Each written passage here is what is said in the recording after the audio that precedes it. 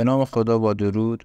امروز میخوایم آموزش نحوه پیدا کردن فایل های مخفی در ویندوز و سیستم عامل ویندوز 10 رو با هم داشته باشیم. برای این کار نیاز هستش که من توی یکی از درایوام بیام یک پوشه رو پنهان کنم و دوباره این پوشه رو استرداد کنم.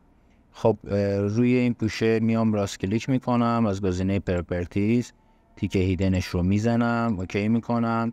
خب یه سوالی از من میپرسه که محتویاتش هم پنهان بشه یا فقط پوشه پنهان بشه، که من فقط پوشه رو انتخاب کردم و این پوشه میبینید که الان مخفی شد و در سیستم من دیگه دیده نمیشه. خب حالا برای پیدا کردن این پوشه به ساده ترین روش چیکار باید بکنیم؟ میایم روی تب ویو کلیک میکنیم. خب اینجا یه گزینه‌ای داره هیدن آیتم. این تیک رو که بزنیم میبینید که پوشه نیو فولدر نمایان میشه، ولی باز رنگش از سایر پوشه ها کمتر هستش، یعنی مشخص میکنه که این پوشه جزو پوشه هایی هستش که پنهان است و اگه دوباره تیک هیدن رو بردارم دوباره این پوشه مخفی میشه.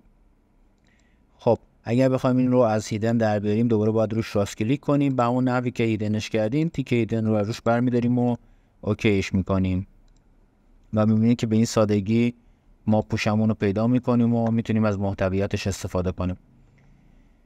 برای تنظیمات پیشرفته تر هیدن ما میتونیم بیایم گزینه آپشن رو بزنیم، روی پنجره ویو کلیک کنیم و اینجا میبینید که این تیک هیدن آیتم رو زدیم، اینجا شو هیدن فایل تیک خورده و فایل های پنهان ما رو بهمون نمایش میده.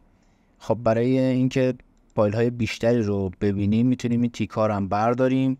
البته یه سری تیک ها رو برداریم پوشه های سیستمی رو به ما نشون میده که نباید بهشون دست بزنیم. مثلا این پوشه ریسایکل بین این درایو رو داره به من نشون میده که خب بهتره این تیک رو نذاریم تا این فایل ها به نمایش داده نشه و این سه تا تیک رو کافیه که برداریم و اوکی کنیم تا فایل های پنهان تو سیستم ما نمایش داده بشه.